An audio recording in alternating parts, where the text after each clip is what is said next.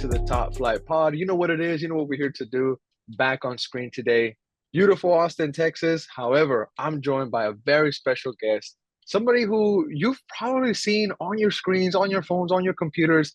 I describe him as the golden boy of MLS content creation, although he did break away. He's bigger than that now. The man is bigger than MLS. Guys, please welcome Eli Lesser, a collab that was way overdue. Welcome to the Top Flight Pod. It's a pleasure to have you on here, and it's a pleasure to have you on We're Austin TV. Eli, welcome, brother. How are you doing? Dude, that was a great introduction. That I had to. I need you as like my personal hype man now. Geez. But no, thank you so much for having me. And like you said, this has been a long time coming. My visit to Austin is a long time coming as well. But I've loved what you guys have done in the community. And you from day one with Austin, I've seen you guys, and I really, one of the first things I think of when I think of Austin FC is you and what you've created. So I'm very excited, and for 90 minutes I'm gonna hate your guts, but right after that we'll be friends again. But I'm super excited to talk about that, and just talk with you in general. Dude, definitely, mate. Now, this is probably a special drop. Reached out to Eli. He was very nice with his time. He's going to join us here today. We're going to talk a lot about the Galaxy. I want to know pretty much, I want you to tell us what we need to know about this team. Now, some folks definitely keep up with you. They might know that you're a Galaxy fan. They might not know you're a Galaxy fan. And for the people that are just discovering this guy, which where have you been, underneath a rock or something?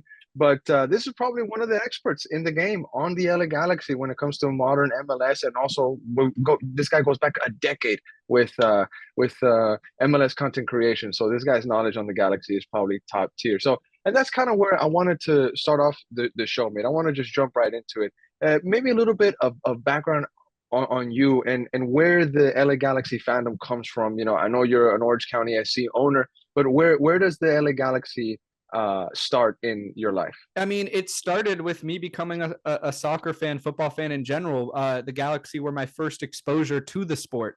A lot of people, they become soccer fans, football fans because they watched Manchester United or they watch Prime Barca versus Madrid.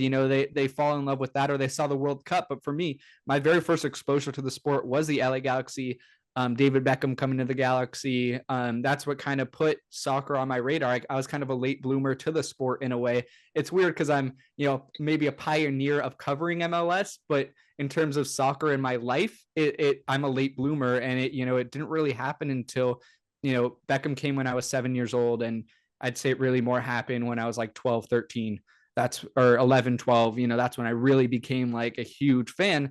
And, my love for making content about the league stems from, me becoming a Galaxy fan and me wanting to make the Galaxy and the league that they play in as big as possible. Cause at the time when I started my Instagram account, there were no other MLS Instagram accounts aside from the MLS account. So that was kind of, I saw that as an opportunity for myself, but also, I was such a nerd boy about it. And, I was always a contrarian, not necessarily contrarian, but I always liked things that not everyone else liked. For me, I'd say the easiest way to describe it as I'm a massive Clippers fan. And I That think, makes sense. yeah, that's kind of where that comes from. I listen to music that maybe not a lot of people listen to, or, that's just kind of how I've lived my life. And, that's when MLS was a thing. I went to a big a school that loved the sport, but no one liked MLS except for me. So that's kind of where that love comes from. And almost 9 years later, I'm sitting here with you. Man, that's something that we really still deal with to this day, because when you talk about MLS, even in the USA, Liga MX is always going to be bigger. Kids are going to be more in tune with what's going on there than what's going on in the Western Conference of MLS. They don't know what's going on with the Rapids, but I'm pretty sure a kid is going to know what's going on with Pumas at the time. Mm-hmm. Who's their star player, and Pumas isn't even that big, although they're one of the four giants, you can say. But one thing that I wanted to also ask you, mate, on kind of like a background with you, is in your earlier content creating career, you had to kind of be very unbiased with your coverage, because you made videos for Toronto, you made videos of Vancouver, you did videos for Austin FC, you went all around the league making videos for all kinds of fans, right? That's why a lot of people have you as the MLS guy, right? So, how did you deal with people kind of low key calling you out sometimes, like saying, "Hey, this guy's a LA Galaxy fan." You know, how hard was it to hide that bias? Yeah, I mean, for a while, for many years, I mean, I actually, although I've been making content since 2015, I've only been making videos since 2020. Mm, I started in the pandemic making my videos.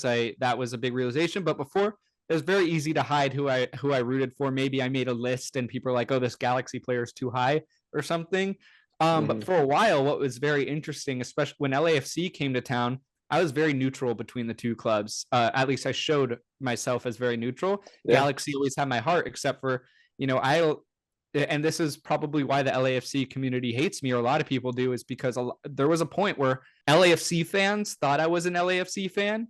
And also, what hurt me was a lot of Galaxy fans thought I was an LAFC fan, and that like destroyed me to my core. I I was see. like, no, I've always been a Galaxy fan. I'm a Galaxy fan. When LAFC came to LA, it was amazing to have, and it still is, to have two clubs to go watch. I could go to a match every weekend if I want to.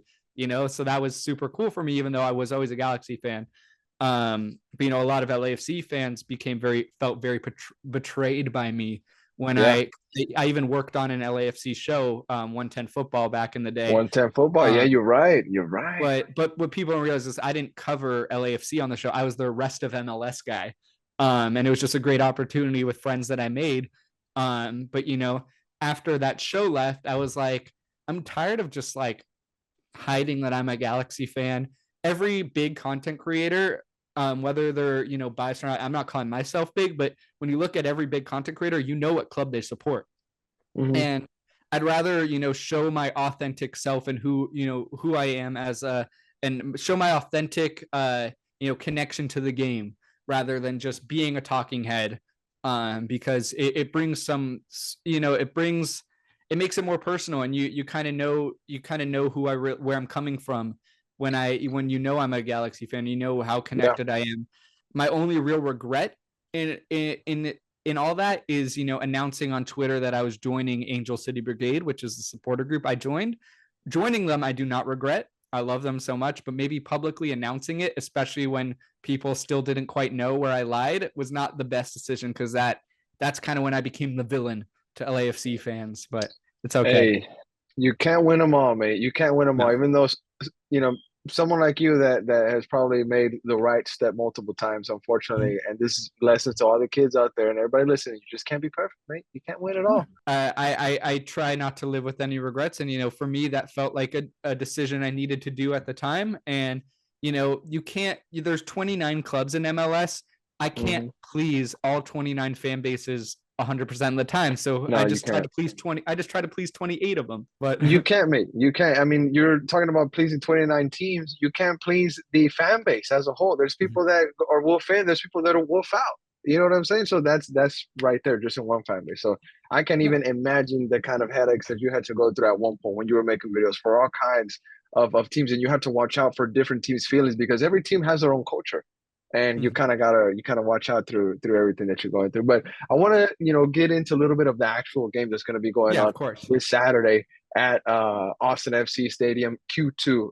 It's going to be an interesting atmosphere, Eli, because usually with Austin FC's Q2, I associate a magical Saturday night, 6:30 p.m., 7:30 p.m. Right, right into the second half, stadium starts to get dark. It gets cooler just a bit, and this game coming up, it's going to be a bit different. Josh Wolf hinted at that in the midweek conference that he had today. He was saying that it was going to be a bit of a test for both teams, maybe a little bit more for the Galaxy, but it's also going to Mhm. affect the Austin players. So, before we get into all the different conditions that are going to be going into this match, I want to get your overall thoughts on the Galaxy season so far, because it's no secret you guys are flying high, top of the West. Your offense is scoring goals just for funsies, looks like it. So, as a Galaxy fan, now that we got through all that background, how do you feel about your team's current status, current position in the West? This is the best I've felt in so long. It feels nice to feel like we're the top dog again in the city, even though we've always felt that we were the bigger club. It's nice to actually see it on the table. I don't count that El Trafico loss as really anything to measure where the clubs are at. Um, it's been great. It's amazing to have the attack we have. We feel like we have the pieces that Ricky Puig needed. We have the pieces that Hmm. Dejan Joveljic needed. Because that was a big struggle. There's a reason why he was pretty mediocre last year. He's unfortunately not someone that can create for himself very well. But now that we have these creators on multiple sides of the pitch, I mean, he's benefited. Everyone's benefited. The only issue that I still see with this club is the back line, which just has not gone away. And it's so funny because ever since Will Kuntz has come to the Galaxy, there's always been this talk about, the Galaxy are, taking this player from LAFC, or, they're trying to do this like LAFC. But for Yep. real, right now, to me, when I watch this Galaxy team, they're kind of playing, maybe not as great, and I don't want to, glaze LAFC in any way, but they kind of remind me of 2019 LAFC when they were winning almost every match, but they were like 5-3, 5-4, 3-2. Like they were very high scoring. Their backline wasn't very great. And I'm feeling that same energy that I saw because they just outscored their opponents rather than, didn't concede more. I know those mean the same thing, but they don't really in a way where it's, less of a focus on defense, which is fun to watch, but it's also like, damn, like, I don't know if we could actually win anything like this. Yes, because it's not really sustainable. You can't really rely on your offense consistently outscoring, the other team's offense. If you score 3 goals in a match, that should be enough to get you through. But if you know anything about MLS, and I'm sure you do for sure, you know that this league can have some wacky score lines and some unexpected score lines. I've gotten told by many people that gamble on games that say, dude, I stay away from MLS because it's just so unpredictable. There's really no form that goes into it. Some teams do have form, like you mentioned, LAFC that year. Also, some recent years they've also had some really strong teams. There's also been other teams in MLS that have gone on fantastic runs. Miami, you can pretty much bet on them. Oh yeah. That's a lock. But other than those teams, I mean, really, I mean, you can't. How can you predict a Vancouver, Portland? You know what I'm saying? How can you predict it's just those kinds of wacky games is what I'm trying to say. Mm-hmm. But yes, really good point on that, man. Now I do want to talk about the creators that you mentioned from the LA Galaxy because right here I have the stats. Joveljic, he has 6 goals. Painso, he has 4 goals. Peck, they have 3 goals. So I want to ask you, who does Austin FC have to watch out for come this Saturday? Who are the main target guys that are going to be producing for LA? I mean, it's all the guys you mentioned. I mean, Ricky Puig has the most touches in MLS by like over 200 right now, which is crazy, but it makes sense when you watch us play. Everything goes through him. What I would advise you guys, and I don't necessarily, I maybe don't want to tell you this, so then you report to the team, but it's you don't have to even, it's not a secret. We dominate on the right flank. And, although we have, 2 great wingers, Paintsel and Peck, what's very interesting about them is they both play right wing. And, we clog up the right side. And if you look back at our Vancouver match a couple weeks ago, and you look at the heat maps, it was wild how everyone was on the right side the entire match. And it's very interesting how Paintsel is a righty, Peck is a lefty. But Greg Vanney, throughout the years, he prefers inverted wingers. But when we've tried Paintsel on the left side, he's not been effective at all. But Paintsel on the right side's been, near MVP level. So it is very interesting. But I'd say, if you have a strong left back, I'm forgetting who's Austin's left back at the moment. So right now, you'll most likely see Guilherme Biru. He's the 23, 24-year-old, but no, maybe a little older than that. He's mid-20s. Brazilian player that Austin just got from the Brazilian second division. So, he is kind of a newbie to MLS. Other than him, you have Jean Kolmanich, who's kind of coming back from injury, but he's already integrated back. He'll probably play some minutes. He might get the start. I don't know. And then on the right side, you'll have John Gallagher, who's also played on the left sometimes. Gallagher's played on the left sometimes. I love Gallagher. He's a fun player to watch. But yeah, I would just say, if you're able to prevent everything on the right side of our attack, then you might be golden. That's been interesting. It's weird because the Galaxy try to play a possessive, like a possession game, but they're way better in transition. And we saw that last year where like most of the goals have come in transition. You'll see, and so if you look at some of our highlights, a lot of Paintsel's goals have come off great through balls from Ricky Puig in transition. That's been probably our most successful style of play, but it's weird how Vanney just wants to control the ball the whole time. We're very, possessive freaks in that nature. Now, you mentioned Puig, the LA Galaxy assist leaders. It's Delgado with 4, Painter with 4, and Ricky Puig, he's up there with 4 as well. tied for that top assist man for the Galaxy. I saw the highlights between the San Jose and Galaxy game. His goal was in transition, just like you said. It starts all the way from the back. They move up the field, and what was it, 5 or 6 touches, maybe less than that. And Puch is the one that finishes it off by sending Yarbrough the completely wrong side. And Puch even feels it himself. He's like, dude, this was a banger of a goal. The way that he like celebrates, he's like, yo, this was a nice goal. So I want to ask you about him. He's definitely a high profile player.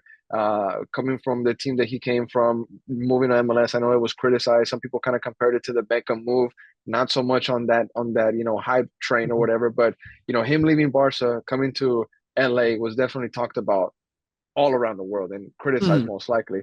But what can you tell us about Ricky Puig? I'm sure he's one of the main contributors to the LA Galaxy's success this season. So how important has he been, and how important will he be Saturday? Yeah, so I think from an outside perspective to Ricky Puig, and as someone who I didn't know a lot about him until he came to the Galaxy, and to a lot of people it might be like such a shock that he came to MLS at his age from the club he was at.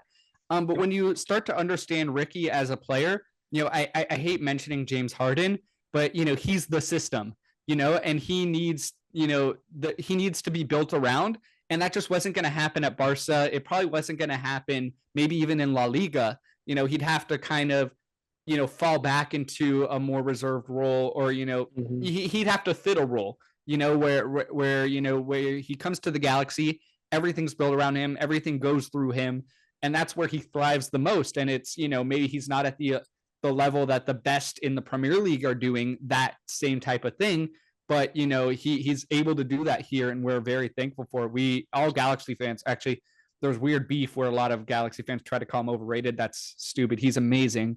They were just frustrated because he didn't perform well in El Trafico. That's all. He's not going to perform excellent every single match, but more times than not, he's one of the best players I've ever seen in MLS. Oh, definitely, 100%. I think that kid has talent, and he suits MLS, extremely well.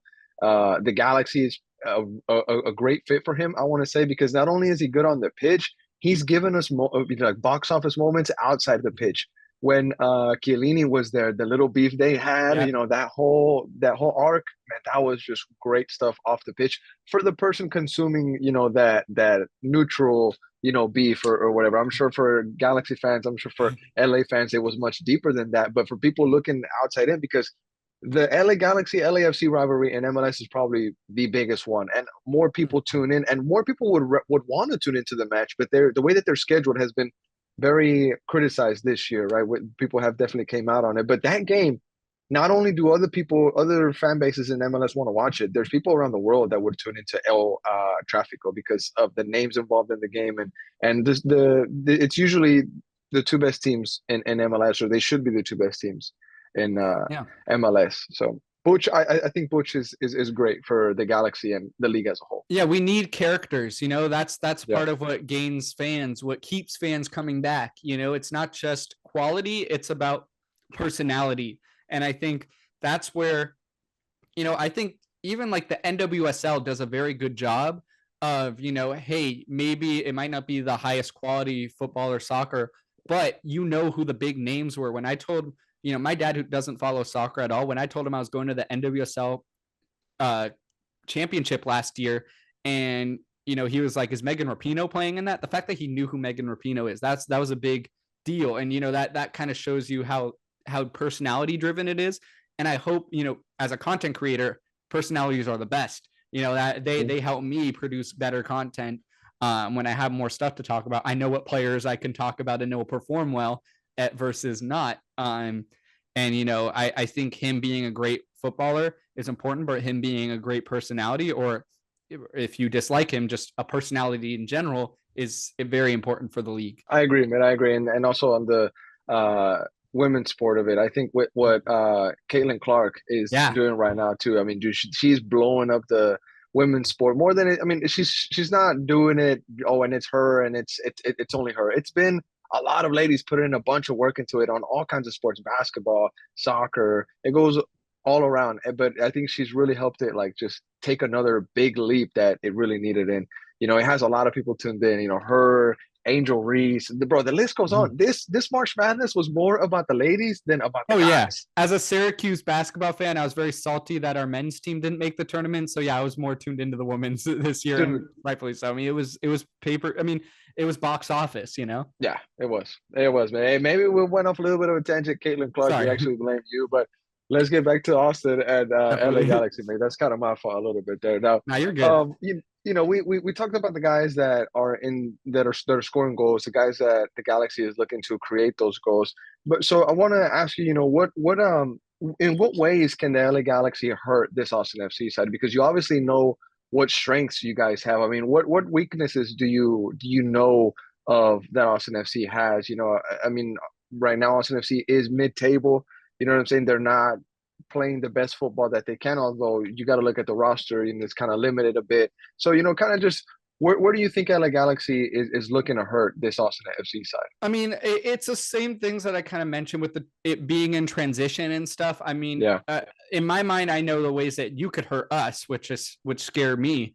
But it's those things. It's finding holes in your back line for sure, because Ricky will see every single step that each center back takes. And it's definitely protecting the wider areas, especially on that right side.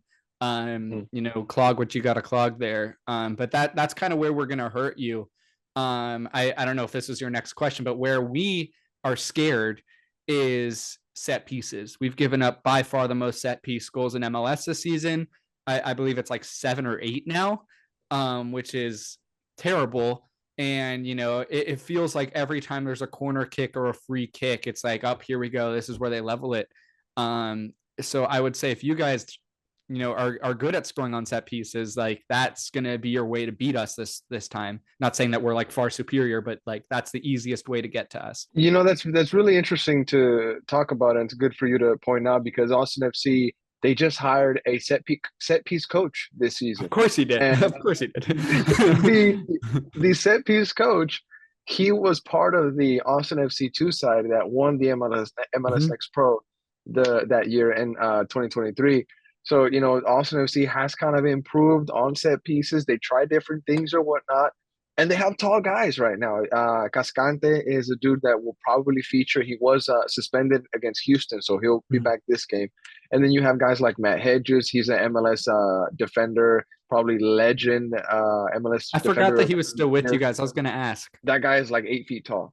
I mean, dude is huge. And there's other different ways that Austin FC can try to exploit the Galaxy with that set piece. One thing that I noticed right off the bat in ways that Austin FC can hurt the Galaxy is I looked at how many goals the Galaxy was getting scored on. There are I believe it's 13 goals that they've conceded. Austin FC has also conceded the same amount. So what that tells me is these defenses are both very similar. Now I know our defense is not perfect. There's a lot of things that need to be corrected. You can say maybe it just comes down to chemistry, but you mentioned transitions, how the Galaxy is really good at that right now. That Mhm. can hurt Austin FC because there has been games we've both played San Jose. We both beat them Yeah. 4-3. But one thing that they did to both of us is that San Jose really stressed us out. That transition and also they kind of hurt you guys up in the air with those headers. I think that's something that Austin FC really has to clean up and look out for, because if you're saying here today on the puck that the Galaxy has transition goals in them, Austin FC currently struggles against that counterattack, struggles against transitions, building up that lead up into their own final third, I guess you could say. So I'm very interested to see just how Austin FC deals with this Galaxy attack, because I can mention how leaky the Galaxy's defense is, but if their Mhm. attack is putting up 4 goals, you really got to fancy them in winning the game, I guess you could say. But one guy that is part of this attack for the LA Galaxy, and we haven't talked about in the assists or in the goals, is none other than Diego Fagundez, mate. And this is a guy who is still talked about in Austin, Texas, bro, because he is a legend in the city. He left his mark in this club, in the city as well. I mean, I always say this, but I remember there was one Halloween where Diego was still here. There was kids going around dressing up as him. They would dye their Yeah. hair and they were just like marker tattoos on their arms because he's all tatted up. they'd put an Austin FC jersey and they'd be like, "Hey, I'm Diego Fagundez." And at the time, people knew who he was because he was Mr. Austin FC for a bit. That's what he was dubbed. And so, but whenever he left to the Galaxy, dude, there was people crying. There was people that really, really were emotional whenever he was saying his goodbyes at a local brewery. So I kind of want to ask you, what are your thoughts on him, Fagundez? He has 1 goal, 2 assists, 8 shots. 4 of those have been on target. He's on 86.9% pass accuracy. I see here he's played 9 games, but he's only started 4 of those. I know the Galaxy has a much deeper squad. There's probably more pressure there to win. There's more pressure to play there. But, how has Diego set in? What are your thoughts on him? First of all, amazing human being. And I made sure, I reached out to him when we signed him. Just, I want to, usually when we sign players, even if they do, sometimes they do follow me, sometimes they don't, but I always want to reach out to them, let them know like they're very welcome. And, he was very excited, not to be leaving you guys, but for a fresh opportunity in a way. Cause I know near the end of his stint at Austin, he wasn't, at the level he was in 2022. But bringing him in, and we mentioned this before the show, but the Galaxy over the last 5-6 years, one of the worst things about the club is the fact that they've not had good options to bring off the bench, especially in the attack. And while we have Peck and Paintsel now as our locked in starters, the ability to bring in Fagundez off the bench and it not feel like we're dropping down our level of play is such a huge blessing for this Galaxy team. And even when he has started, he has been great. He started the first few matches because Peck was still coming in and getting in shape or match fitness up. But, he having a guy like Fagundez, especially, him being able to play on the left, as we mentioned, Paintsel and Peck can't. So, having that option has been tremendous. And I love the way where he could cut inside sometimes. And, he's also an energy guy as well. So he's someone that I'm very glad that the Galaxy have. I'm sorry that, we took him from you guys and that he meant so much to you guys, but I could see the appeal of why he was such a great player to have. And I just hope that he is well liked and well loved on the Galaxy, because that's the only thing we could give you right now. Dude, I'm not gonna lie. There's a bit of a conflict in the Austin FC fan base right now because some folks see Diego as just one more guy now that he's going to come to Q2 with a different jersey. I get it. He already came to Q2, that famous 3-3 draw with the weather delay. The match didn't start till like midnight.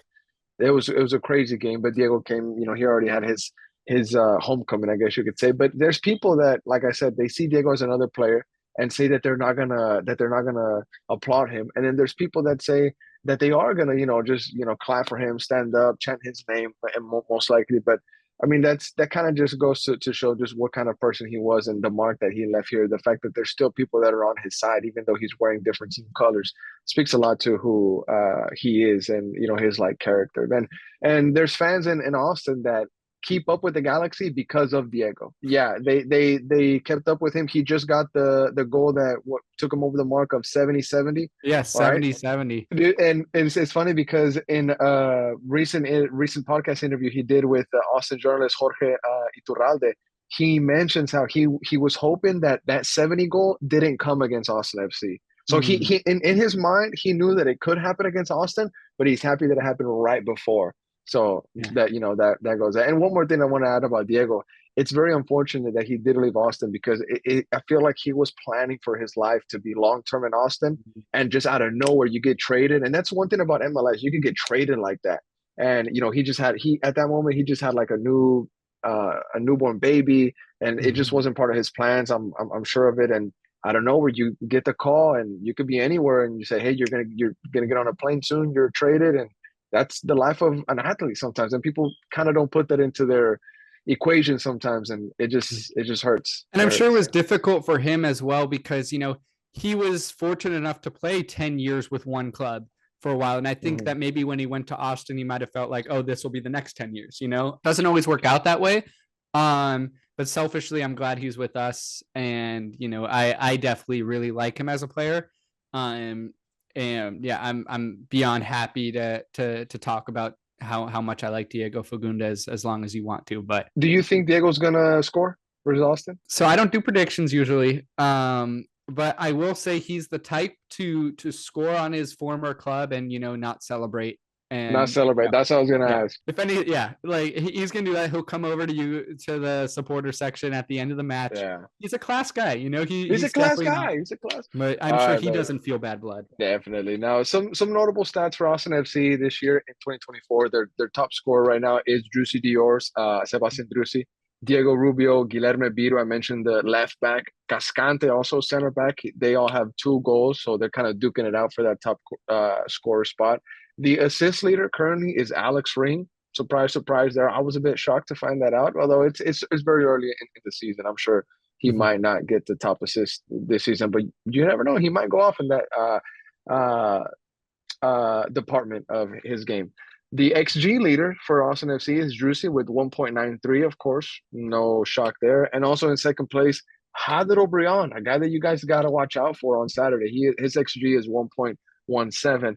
Now, the pass accuracy leader, Danny Pereira, with a Mhm. 90.3. He's kind of made some waves in MLS, maybe the last year and a half. A lot of Last more year, people have been talking about him last year. I think you also noticed him a lot last year. definitely. I did a couple things on him. He's one of my Yeah. favorite. I always root for the super draft picks. So I was very Yes. excited to see him, playing very well, especially being a first overall. You want to see him, succeed like that. But yeah, I enjoy Danny Pereira. I got to mention, there's a name that I'm unfortunately not hearing on your leaderboards, and that's Go our ahead. Fagundez, Jossie Zardes.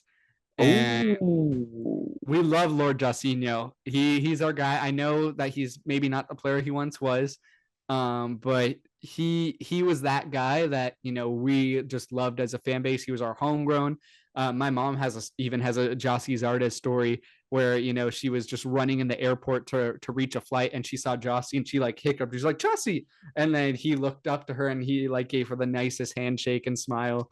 So yeah, dude. we love Jossie's artist, and it sucks that he's not necessarily the player he once was for you guys, but he's a player that we love the way you may love Fagundez. Man, I recently just had a great conversation on Zardes on a pod on the Galaxy. Was it Galaxy Far Away?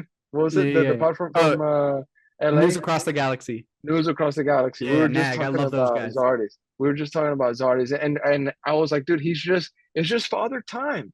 It's just Mhm. father time. Jossie had a fantastic career. We talked about how good he was with LA, Columbus. He had a great stint there with Josh Wolf as an assistant coach, and he had a great moment with the U.S. men's national team in the early days. People criticize him all the time, but I don't want to hear it.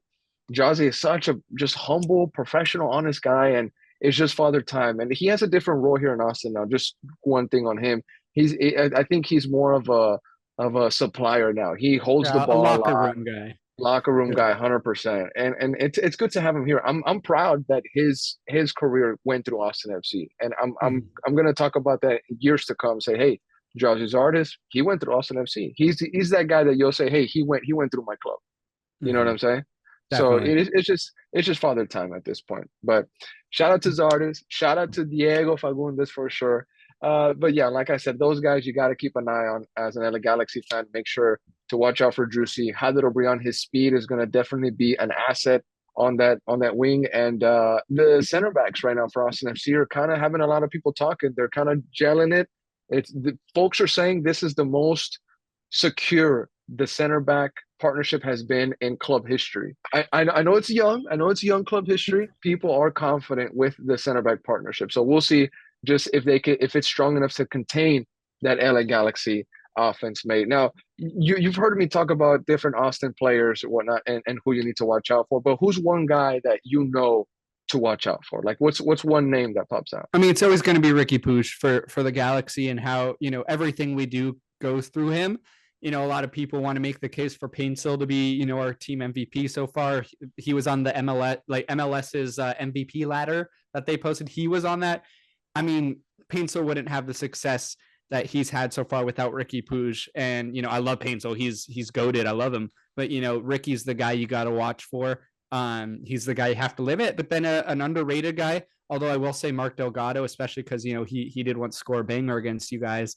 But Gaston Brugman, I think he is almost as important as Ricky Puig is to us. When our season was over last year when it started, but when he went down with his season-ending injury, that kind of eliminated all of our chances. How SKC kind of slid into the playoffs.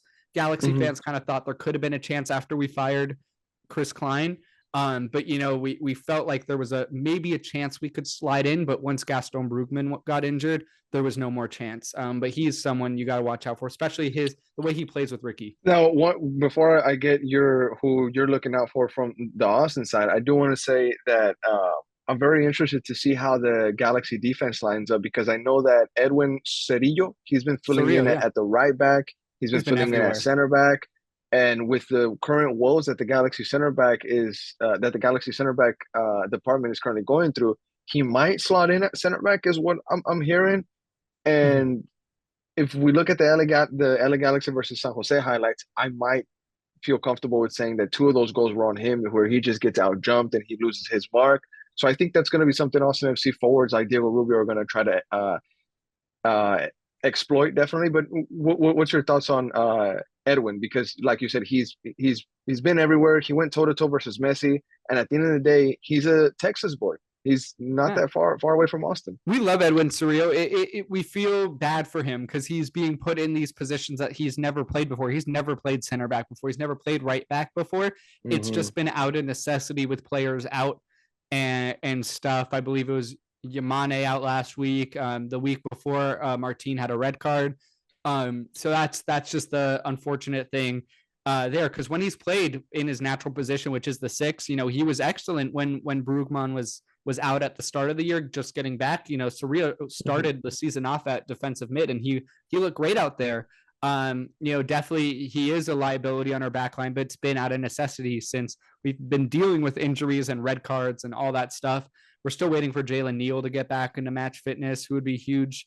But with Zavaleta getting a red card last week, I mean, thank God he's not going to play this week, but it's been great. It's been nice that Cerrillo's been trying, and while maybe some of those goals could have been his fault, I'm not going to necessarily blame him because it was by circumstance more than his Like lack that. of ability. I like that. Good guy, Eli Lesser. Now, Mhm. one thing that I did want to say, we definitely know that feeling of guys having to fill in spots because they just have to. Alex Ring did that a lot for us at center back. Nick Lima played center Yeah, back. There was just that should multiple not guys that played happen. out of position, which should not happen. Thank you. Somebody gets it. But anyways, mate, we kind of went through everything that I wanted to touch up on the Galaxy and Austin FC. So we do got some Patreon questions that we got to get to before we get you Let's out of here, do. mate. But one last thing, one name. Just give me a name that one player from Austin FC that you're gonna keep an eye out for. So one player that kind of surprised me based on what you were talking about, I didn't realize how good Obrion's been for you. Okay. Because he's someone where I watched him a lot in Dallas. This year's been weird for me because I haven't been watching maybe as much MLS as I would like to because I've been at a soccer match pretty much every weekend. So it's been Mhm. hard for me to like tune in and focus in on players like I used to. But Obrion was someone that I felt really struggled in Dallas, especially in the finishing end. I don't know if he still has those same issues with you guys, but to hear that he's a player he's been one of your better players. I'm definitely going to check him out this week, and I want to see where he's at. But then obviously there's the guys like Driussi, who I'm always going to be worried about. But I'm curious about him. I think John Gallagher is probably going to, he's always a great player, so he's someone I would watch out for. But Obrion, I'm curious about him. I don't think I'm like terrified of him yet. Maybe I'm going to eat my words and he scores a hat trick, but I'm curious to see how he is. I hear he's a really good guy. I'd be terrified of his speed because he Yeah. really is going to be going up and down that wing. Now, why he's important now is because he completely changed the way that Austin FC fans saw wingers. Because before him, you just didn't have that in the attack arsenal. There was not a guy that was really known for Mhm. taking on players. Fagundez was great for us, but he's not the fastest guy. Hader Obrian is a pacey winger, and in Dallas, you say that he struggled a little bit with his finishing.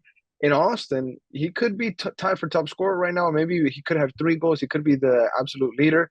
Unfortunately, he's so fast that he scored a couple of them offsides, and that's something Mm. that he struggled with in Dallas. He was offsides a lot. Yeah. So I think if Austin just get him service a bit sooner, and if also he can do his part and kind of just watching his line, I felt so bad for him in one of the recent games. He scored a goal at home. The stadium was going wild, and his daughter was right there next to where he kind of was Oh. at. He picked her up, celebrated with her, went to VAR, and they called it back. Oh, that's so I felt so bad. sad. I felt so Yeah. bad. I felt so bad. It was like, really, just give him the goal, ref. At that point, he brought the baby out. Yeah, Just give him the goal. got But the hey, baby. we got just a couple more minutes here on the pod. Some questions from our Patreon subscribers. They were very excited when I said that we were gonna talk with you today. A lot of people follow you, mate. I mean, there's no secret. I didn't know I You're the had guy. love in Austin. I love You're the that. guy in MLS, dude. Come down to Austin. You would be I surprised. A want lot of to so people. bad. I've A been to lot of Austin people. before, a couple of times. I have some family out there. I've been there for weddings. It was long before Austin FC Oh, existed. It was, early teen years, early 2010s that I was there. But I love the UT campus. I love a lot of stuff. I've been to the LBJ library. So I know Austin. I do need to go back. It's the only place I've been to in Texas. But I've not been there for a match yet. So that's one of my dude, goals for the year for sure. come on down. When you see the city, it's gonna be a completely transformed place. It's gonna be nothing like how you once. If you have any memories of it, it's nothing like it used to be. Even for me, I'm born and raised in Austin. I've been here all my life. There's things that I now have to rediscover because it's been knocked down and rebuilt. There's so much uh development that's gone into Mhm. this area, and a lot of people from Cali. I'm not throwing any shots. A lot of people from Cali have moved over here, and it's also been people from New York, people from Yeah, Florida. yeah. There's a lot of people that are coming into Austin. The So tax me, laws are a bit friendlier over yes, there. very friendly, and property value is a lot lower than other places. So you can get more for your buck. But stop moving to Texas, or at least stop moving to Austin. Move Well, somewhere that's else what I around, say. That's what I say to people about LA. Stop moving to LA so I could afford an apartment here, dude. But I feel your pain. I feel your pain, yeah. man. But okay, Right. let's get into the Patreon questions because everybody was very happy and excited that we are going to have you on here, mate. And I'll start off with El Verde Rican's question. He says, Mhm. LA Galaxy seem to have their attack figured out this season, but have conceded many goals. What player would you realistically add to your backline to make an impact defensively? It's so funny because the last thing we need is to add an aging center back. But I mean, if Sergio Ramos wants to come to MLS, come over to us, bro. I'm just saying, like, if you even said we're the Real Madrid of MLS. I did say that off camera. I said that. Okay, you exposed me. Now I have to come forward. I was like, dude, the LA Galaxy is kind of like the Real Madrid of MLS because there's pressure from them. And Diego said it. He said there's more pressure in LA than there is in Austin, and it's just a bigger market. It's just in black and white. But that'd be very interesting, man, because Sergio Ramos. He has been flirting with MLS even before he joined Sevilla. His brother offered him to enter Miami. His Yeah. brother is his agent. So, dude, if imagine if Ramos, Modric, and Kevin De Bruyne make a jump to the MLS in the same window.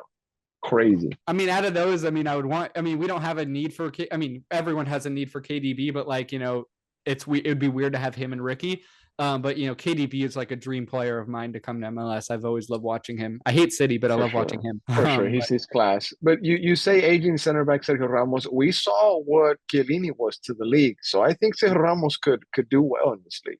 I think he Yeah, still it's has just gas left. yeah, it's just tough because we have Yoshida and Yeah. Martin as our center backs, and they have a combined age of like 75. You add Ramos, that's like 110. We don't need that, but he's maybe that's a reach, but you said somewhat realistic. He'd be a guy I would love to see play for us if he comes to MLS, especially given our needs. I think that's a good response, man. Now he has another question. He says, El Tráfico is always the most exciting rivalry match in the league. What do you think makes it different from other rivalry matches in MLS? I'd say, as we talked about earlier, I think it benefits the name that there's big names involved.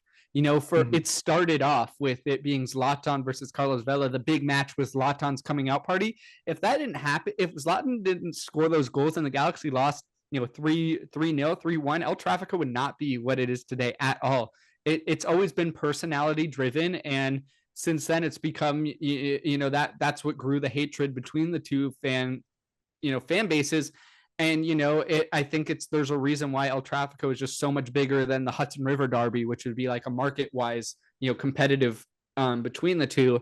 But I think that's a big reason why there's almost always going to be a big name involved in it. And having two LA clubs, both clubs will probably always have a big name, so that helps. Yeah. But I think that's why it's big.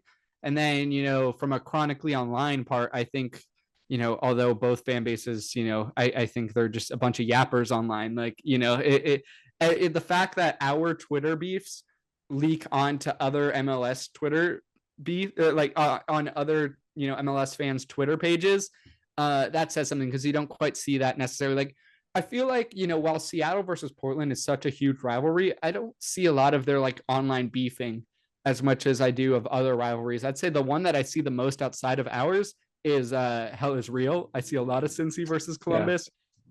But yeah, I'd say that that is a big factor in it. But I do think it's very box office, and I feel like it's because of the personalities that have played in it. I agree. It definitely sells, mate. Now he has one more question. This one gets a little All bit more good. personal. He Okay. says, "What has been the most rewarding aspect of your journey as a content creator in the realm of American soccer?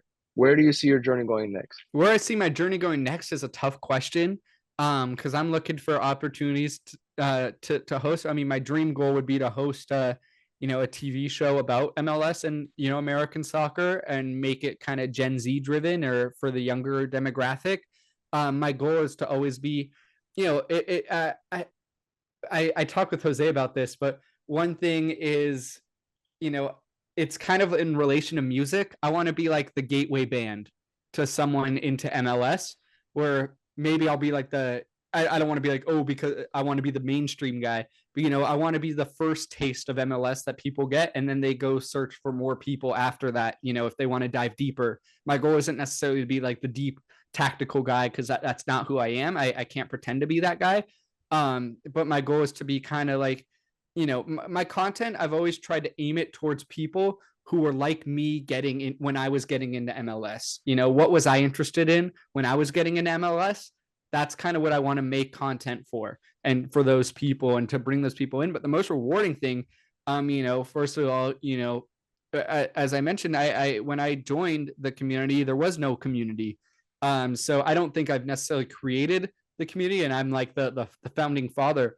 But it's been great to see so many people come through who, and I don't like tooting my own horn, but maybe were inspired Hmm. by what I did, and seeing Yeah. that they started doing their thing. Because for me, it is about cultivating a community, and Hmm. I'm all about lifting each other up. I hate when people want to get competitive with me in this space, because I don't really view any of this as, I don't think there's one seat at the table for our community. And I want to, maybe sometimes I feel the pressure to be the first to get the to the table, but it's more to, because I feel like sometimes if I don't get to the table, no one else will. And I don't mean that as an I'm Hmm. better than everyone, but because I'm kind of a, as you want to call me, a pioneer of the space, it's really just trying to open doors for myself that will open doors for everyone else as well. Cool. Because that's kind of been the more rewarding thing, and that's kind of what drives me. Seeing the community that has come along. I've seen so many people come and go in my years of being in this space. It's great, the friendships I have with the people that have stuck around, and I'm hoping that with our first real meeting, although we've kind of texted from time to time, this is the start of something with us as well, where you could rely on me, I could rely on you for awesome stuff. And that's the Definitely. beauty of this space, and meeting so many people from different markets, and being able to see different markets, because it took me many years before I even saw a soccer match outside of LA. So Yeah. that's kind of a big thing, that I Well, love seeing. that's a Yeah. great answer, mate. That's a great answer. I'm sure Elved Enriquez is gonna appreciate that, bro. Now, my G, Ghost of You 94, it's Matt, Mhm. great guy. He says, with guys like Ibrahimovic, Beckham, Keane, and Donovan, is it safe to say that the LA Galaxy is the most popular US team outside of the US? Yeah, I mean, I think it's been that way for many years. No matter how many times LAFC fans want to claim they're bigger than us now, they might have been better than us in the last few years. But if you go across the pond, as they like to say, the Galaxy are the first name that comes to mind. Even when people this week were talking about La Liga matches happening in the U.S. and they're like, "Oh, what if MLS did it?" They said, "What if it was Inter Miami versus Galaxy in Barcelona?" The fact that we're the club that's being mentioned in that still, I think that kind of speaks volumes. No matter how good or bad we've been, we are I don't like coming off cocky or anything, but it's just a fact that we are the most globally recognized brand, or we were until Miami. And we still have to see if Miami survives the test of time, because you might be They hot won't. now. You They might be won't. hot now, but where are you going to be at in 10 years? And I think that's one thing the Galaxy has done well. Maybe it's because they're in a market that like LA, but even then, you're in a market like LA, you have the Clippers, you have the Lakers, you have every sports team that's in LA. You have so many different other things that are hot. You have the whole movie market, right? And Mhm. LA Galaxy is battling also with LAFC. So, the Galaxy to me has survived that test of time, and the whole Beckham situation just really, really just put them on a level that you can't really take them off of ever. Mhm. That's I just mean, my take. But that's why I became a fan of the sport in the first place, you know. mhm. So I know what type of impact that move had on people, because it created a monster out of me, basically. So, I um, mean, even Kaká to Orlando wasn't as big as Beckham to Galaxy. I think it's no, just a match made in heaven. and he was actually the first soccer player I ever knew about. Maybe for worse than for better, just because of his name. Hmm. But for some reason, he was the first soccer player I knew about. But so I was excited when he came into MLS. He played Yeah, for Orlando, me um, too.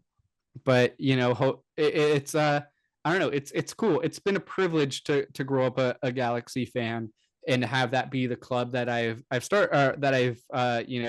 fallen in love with. But we've also now been through the trials and tribulations that every club goes through. It's not been all great, and we're not the spoiled club that we used to be. Yeah. We used to be the team that everyone in MLS hated. Now it's Miami. Everyone hates on Miami and everything, or LAFC. Everyone hates on them because they're the ones you want to beat. And Yeah. it's been weird not being that club over the last 6 years or so. But I'm hoping that this season is the start of a new, or the climb back to the top. Now, this is from my G Nino Jaimes. He was somebody that was very happy when we said we were going to have you on. He immediately said, "Let's go!" So he was super happy about it. He says, "Given the fantastic start the Galaxy has had, what is your expectations for the season? Do you see a trophy in the near future? Also, who's Galaxy Player of the season so far?" So Ricky's the Galaxy Player of the season. My ultimate goal, I mean, obviously you want to win every year, but I would say realistically, I would love to win MLS Cup next year.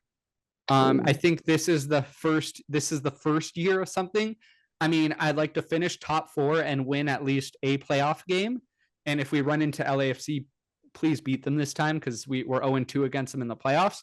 That would be the ultimate goal for this year. Obviously, we want to win it all. But realistically, with our defensive issues, I don't see us as a real MLS Cup threat. We're maybe a, a a threat to make it to MLS Cup, but I just, defense wins championships. It's that old saying, and I think it works across all sports. And I think, that's still an issue that we have. And I think, when Jalen Neal's healthy again, and, hopefully he stays with us next year, we give him a young running mate. Actually, we just signed a young Colombian center back who's yep. supposedly really good. I don't know much about him Hmm. yet.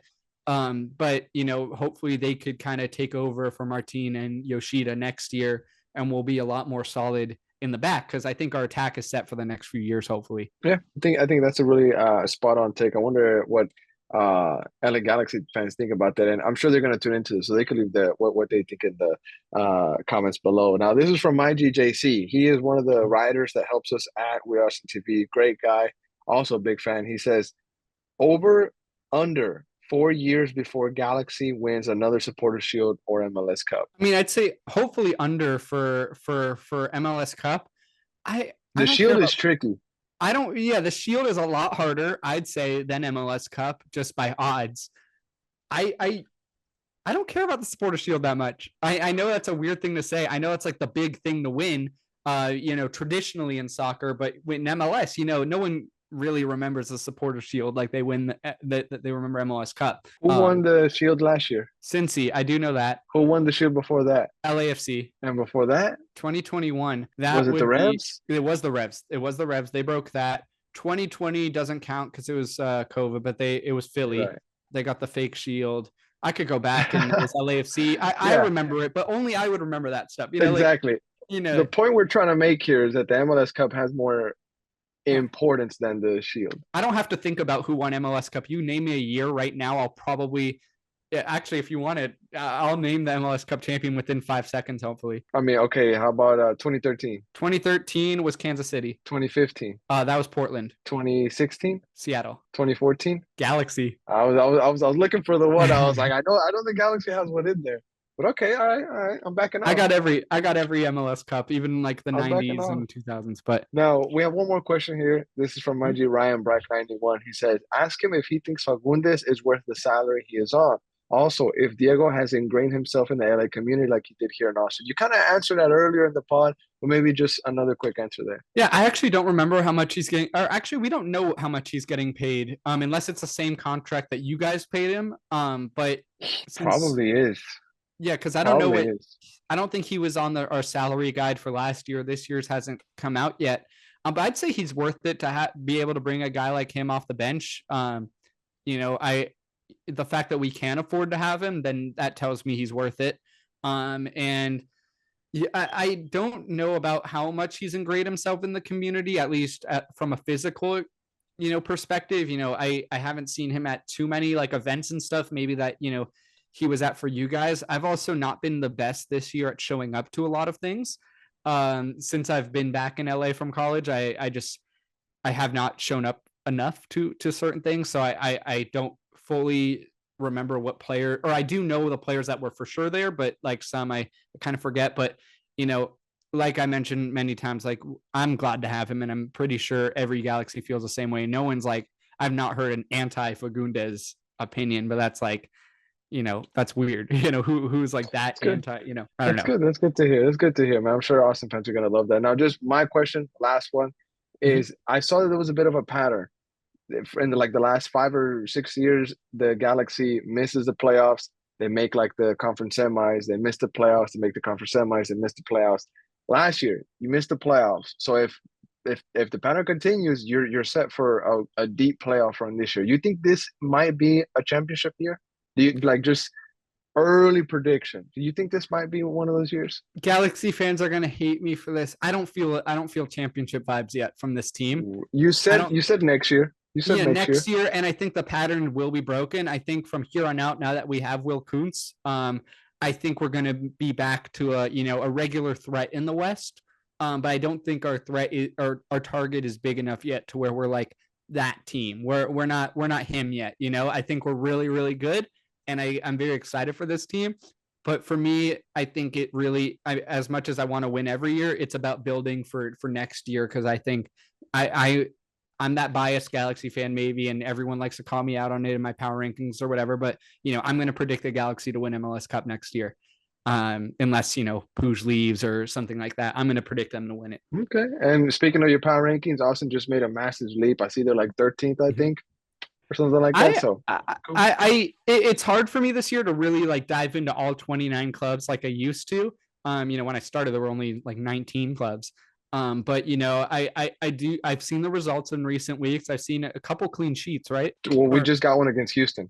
yeah, I see it when I see clean sheets. That usually helps me out a little bit on the ranking, and consistency in results is good, which you guys are building now.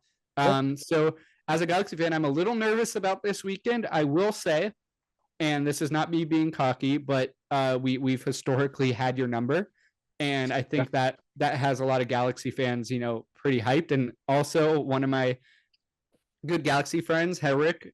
He is going to be in attendance, and it was his birthday this past weekend. So Herrick, happy birthday to you, and I hope we win for you. Because they've tried.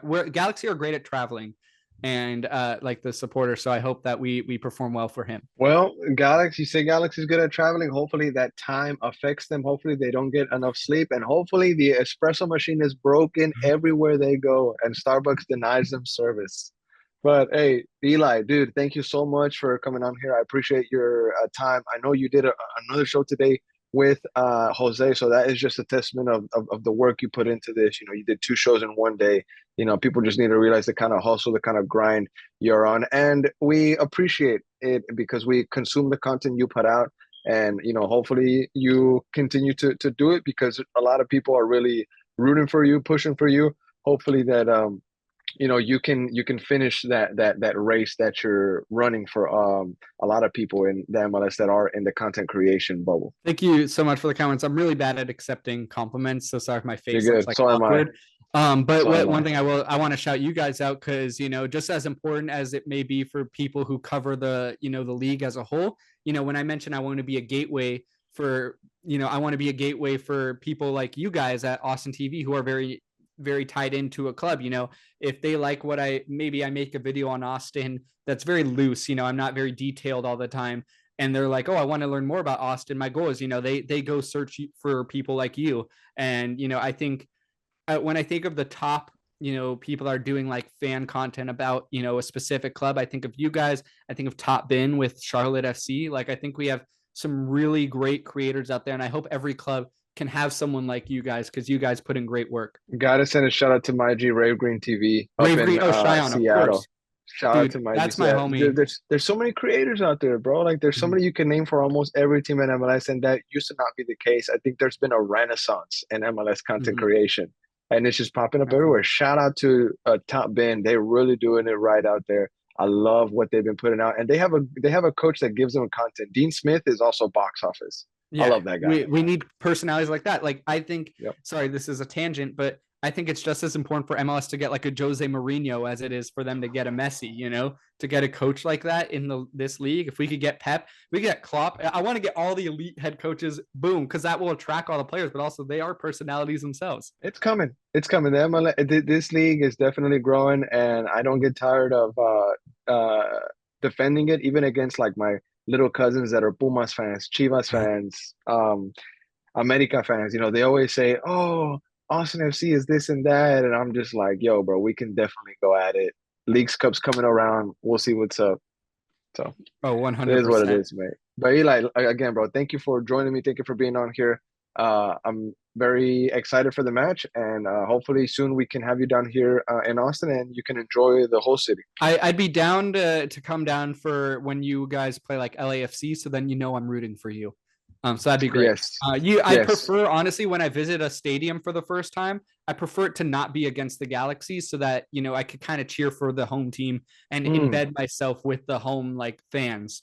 Even though like I'm always a Galaxy fan, like don't get me wrong, I'm not like becoming an Austin fan, but it's preferred when I get to like actually enjoy the atmosphere that the club provides and not be focused on my club.